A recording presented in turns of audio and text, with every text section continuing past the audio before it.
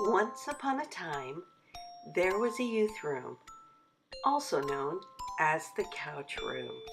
But there was a need for a children's church, and so they took this room, knocked off the wall to the next classroom, and voila, a children's church was born, complete with our own screen and overhead projector. We are very excited to have Captain Commission visit our children's church. Yep, there's Bear, there's Bobby, and there's Ariel.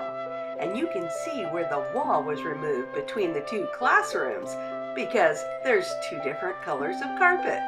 Check out our big TV that we were able to show videos on. And by the time Captain Commission visited us again, Construction Zone had received some upgrades. We had a puppet stage, we had monitors, we had lights, and we had a sound booth. And then it was spoken. Let us build the room in a way that we can change it as needed, with a raised stage, a puppet area, and what if we could use that TV and a computer for PowerPoint? Wouldn't that be awesome? Well, Mr. Mike had a plan.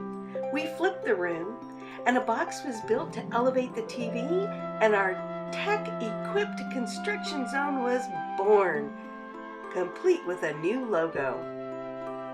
This stage design worked out perfectly for us. We had room for puppets and worship leaders and themes. Anytime we wanted, we can transform the room into a different theme, and it was wonderful. And through the years, we have just continued to upgrade. We got a confidence monitor in the back for our worship leaders, a game center for the kids, and also a new computer. You may have noticed the walls seem to have some sort of spots on them. Those are actually handprints of leaders and students through the years. It's kind of a rite of passage as they began first grade that they could put their handprint on the wall.